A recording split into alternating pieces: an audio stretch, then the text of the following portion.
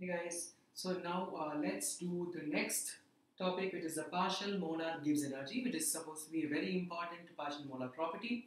So now the first definition, which I've already written here, is supposed to be a basic definition. I think this definition you must have read this in terms of M, and then you must have read this in terms of partial molar volume. Okay, so now this is it. Now, for example, now when if you're writing the same thing with the Gibbs energy, you will be putting G here and then I, and then you're considering the number of moles Ni here, and then the other one Nj will be kept constant. Ni must not be equal to Nj, and then you will have it under constant temperature and pressure conditions as well. So this is supposed to be the extrinsic property, which is changing with respect to the change in the molar composition or molar concentration. Okay.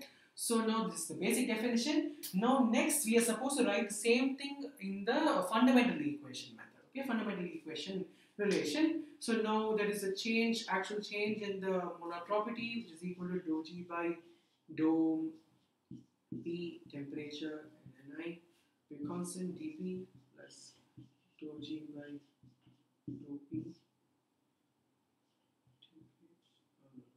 So it will be T here, P and then Ni. Sigma, please don't forget the sigma here because you have to consider all the components. Instead of M, you have to put G here, so it will be dou G by dou Ni into D and Ni under constant temperature and pressure conditions. Okay, so now I think I have written this. So now this is how the equation must be written. But then you are supposed to include the value for G, which is equal to H minus Ts, because we have already learned this. We have already learned this in 11th standard that your Gibbs free energy is equal to your enthalpy minus the product of temperature and entropy. Okay. Again, enthalpy is written as U plus PV, which is the internal energy and the product of pressure and volume. Okay, so now there are a lot of factors will be included. You will have to use the Gibbsian equation. Actually, I was supposed to introduce Gibbsian equations and then the usage of it in bringing the relation between partial molar Gibbs energy and then your other factors like internal energy, enthalpy, and then Gibbs energy, enthalpy, and all the factors. To make a relation between all these factors, I wanted it to introduce them in the next video, but then I will introduce in this video itself and do again in the next video in a little more detailed manner. So now let us introduce the factors, which is the Gibbsian equations, and then afterwards let me continue solving the same fundamental equation. Okay, so now the basic equation is G is equal to H minus Ts. We all know that.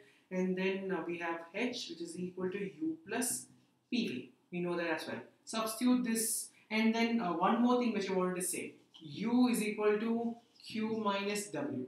This U is equal to Q minus W is supposed to be the first law of thermodynamics. Okay, this is the first law of thermodynamics. Again, we have learned this in your lower classes, where Q is supposed to be the heat supplied to the system. Work done by the system because you have a minus sign here.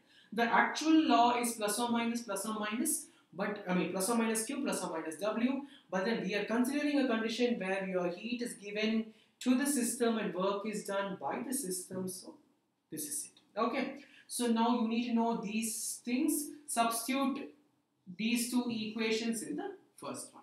That means you will write G as U plus, you will write G as U plus PV minus Ts, or you will write it as Q minus W plus PV minus Ts. Okay, this is the final equation. So now let me just rub it. So before I rub, G is equal to H minus Cs, basic equation learnt in 11th for Gibbs free energy. H is equal to U plus PV is a basic equation again for enthalpy, again learnt in 11th. Next is internal energy, which is a factor which depends on your work done as well as your heat energy supplied, is plus Q minus W, because we are considering a condition where heat is supplied to the system, work is done by the system. Okay, so you substitute these two equations in the first one, which is G is equal to H minus Ts. So now rub these, let me rub. So I'll write G is equal to Q minus W plus PV minus TS. Okay, so now I am just talking about the basics roughly about Gibbsian equation because I want to complete this topic. Again, in the next one, I will talk about Gibbsian equation in detail so that I can bring the I can correlate all partial molar Gibbs energy with enthalpy and with other internal energy and other factors as well. Okay. So now next is you are supposed to differentiate on both this because you need some factors so that I can apply that in your fundamental equation. So now you differentiate. So dg is equal to dq minus tw, and here you're supposed to apply the product rule. You know the product rule that everyone must be knowing. Dxy is equal to d of xy is equal to dx, y dx. You can, so it'll be easy for you to y dx plus x dy. Okay, so now you're applying that rule here. So you will write pdv plus vdp minus tds minus sdt. Okay, so now next is for dq and dw, we will have one more substitution. Okay, so now this dq is supposed to be dst and dw is equal to pdv. Okay, so now let's just talk on what these factors are. This one is supposed to be second law of thermodynamics. Okay, this is the second law of thermodynamics. The second law of thermodynamics is the factor which involves the entropy, heat energy, and temperature. So when the heat energy increases, normally the randomness will increase, so entropy will increase. Entropy is basically which talks about the randomness or the arrangement of particles in a system. In case of temperature or any factor that disturbs the composition of a system, that means your particles will move from its original position. If your particles move from original position, there will be a change in the entropy. So dq is equal to dst is supposed to be second law of thermodynamics. dv is equal to pdv is supposed to be a basic equation for mechanical work done. It's a basic equation for mechanical work done where the mechanical work done where your pressure is kept constant. Under constant pressure and varying volume, you will carry out a mechanical work. Okay, so now these two equations must be substituted in dg. So I can write dg as dst minus pdv plus pdv plus vdp minus tds plus minus sdt. So now dst and then dst plus and minus gets cancelled. Pdv minus pdv plus pdv will get cancelled. So it's become simplified. So dg equal to vdp minus sdt is very important for us to know. You will know why it's important. So now let me just write it in the side so that I will make use of while writing the fundamental relation equation or the fundamental relation with the properties. dg is equal to vdp minus sdt. Okay, so now let me go to the point. So what does the fundamental equation say? It says the change in the actual molar property is equal to the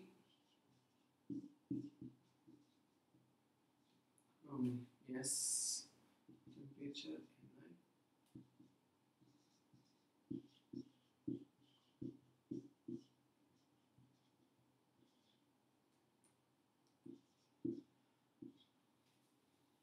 Sorry. To put the summation, please don't forget that summation. Okay, so temperature, pressure. So now this is the equation. So now when you differentiate your g with respect to p, okay, when you differentiate g with respect to p, what happens? This whole factor will go off. Okay, this whole factor becomes a constant because you're differentiating with respect to p. Whole factor just goes off, and here you will be left with p. Okay, here you will be left with p. So because of that, this becomes vdp. And then when you're differentiating with respect to t, I think This will be dt and then s. Okay, s dt is what I've written before. So now when you differentiate with respect to t, this whole factor goes off, and here you'll be left with minus s. Okay, this whole factor goes off, you'll be left with minus s. So minus s dt, and then again when you compare also, when you compare dg equation here, when you compare dg equation, this whole factor goes off. Okay, you will consider only this minus s, and then afterwards you'll be left with sigma I dou g dou ni dn. Okay, I think I must have used words like constant and all. I don't mean their actual constants. I mean when comparing, you just avoid that. Okay, you just avoid that. So now here VDP means here dP is there, so this is obviously equal to V. Here, I mean here minus SDT means you have dt here. You're comparing. That's all. Okay. So next is you're writing this as dt, and then next is under constant temperature and pressure conditions. Under constant temperature and pressure conditions, this and this will become 0, right? Okay, so now dg will be equal to sigma I dou g by dou ni dni, and then now let me define this dou g by dou ni as mu I. Okay, this mu I is known as chemical potential. So now dou g by dou ni, which is equal to mu I, is nothing but the chemical potential. So now I'll write this dg as sigma I mu I dn I. Now if I write the same thing for a proper binary solution, I can write dg as mu a n a plus mu b n b, because this mu I, which is equal to gi bar, is equal to chemical potential. So I'm writing mu I instead of gi bar, I'm writing as mu I. Okay, this is again yet another important condition, because like in volume also we've written V total is equal to VA bar NA plus VB bar NB under constant temperature pressure conditions. Now dg will be equal to mu A plus Na. I think I should write dNA here and not Na. Okay, dNA, because I have not yet differentiated. Okay, you have to please be careful. Small mistakes, even if I make, please you guys do not make. Keep commenting below in case we find mistakes. I'll definitely rectify that. So now here it will be dNA, and again one more thing is, if I have used the word constant, doesn't mean it is an actual constant in the experiment. It means I am not considering it. Okay. And apart from that, next is here will be dNA here, because I have not yet taken your integral.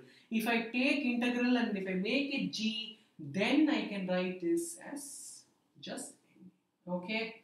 So now I've explained that. So now this is the basic, I think, what is the basic equation, and then the fundamental equation, applying a Gibbsian equation to get the relation between your chemical potential and Gibbs energy. Okay, this is all I've discussed here, and then in the next segment I will discuss about chemical potential and enthalpy, chemical potential, and internal energy, chemical potential, and Helmholtz potential. I mean the relation between all these things.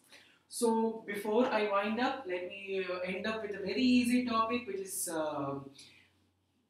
Gibbs-Duhem equation. So now for Gibbs-Duhem equation, it is supposed to be very short and simple derivation, because we've learned all the concepts now. Okay. So now for Gibbs-Duhem equation, first you're supposed to write the fundamental equation, right?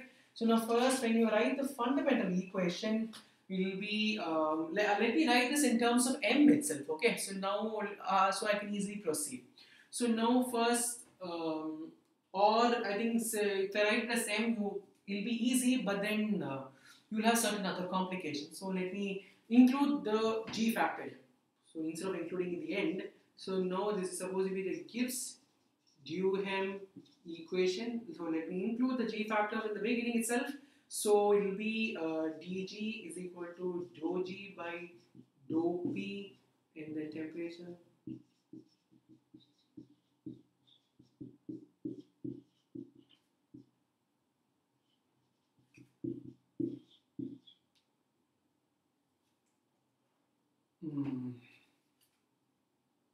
I think here it is not good to include your sigma factor because it might become confusing. So, anyways, like let's just see the confusing part by including the sigma factor, because like if you include a sigma factor, you will have a confusion on what will happen if I differentiate. Okay, because in further I'll be differentiating as well. But anyways, like for now, let us include the sigma factor, no problem. And then you will be having dou G by dou Ni.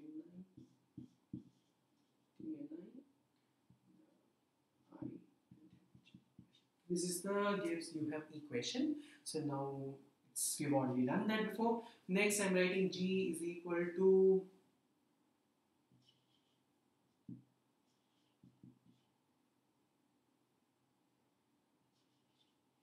this. What is this? This is supposed to be the summability property. I said summability property can be applied for any condition, right?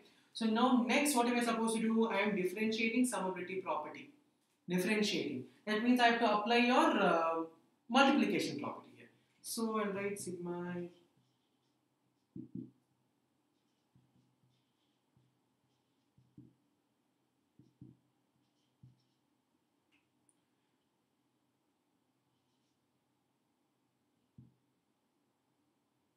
I have written partial here, it's not partial.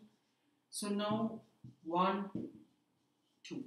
Okay, so now when you have 1 and 2, compare 1 and 2 and equate. Compare 1 and 2 and equate, so you'll be left with dou G by dou P. When you compare 1 and 2, and then when you equate, you'll be left with dou G by dou P, constant temperature, constant number of moles, dP, plus dou G by dou T, constant temp or constant pressure, and Ni, plus one factor will go, the one with G, and because here this one is nothing but Gi bar, am I right? Because it is a basic definition of partial molar Gibbs energy, so that becomes Gi. So Gi dNA and then Gi dNA, when you compare these two factors will get cancelled because you're equating and comparing, right? These two things will get cancelled, so I will be left with this. So sigma I d Gi that is equal to 0. Oh, I mean this here minus sign will come because I'm taking it to the other side, okay? So now I'll just make it as NDGI, so that will look better. So now mine, because this has been on the other side, right? So when it comes here, it becomes minus. This is the Gibbs Duhem equation. But then we are not yet done because we're supposed to substitute G everywhere. You're supposed to substitute G. In this condition, you don't have to, but here you have to, right? So now VdP minus SDT minus, plus SDT minus ND mu I equal to 0. This is supposed to be the Gibbs Duhem equation. This is a normal Duhem equation where you are including the Gibbs component as well. So now we have discussed about the Gibbs Duhem equation. We discussed about the relation between Gibbs free energy, and then how did you bring in the chemical potential component in it, and then afterwards we discussed about the basic fundamental equations and then the basic definition of Gibbs energy with the molar property concepts, partial molar property concepts. So now in the next video you will be learning about the relations. Okay, thank you.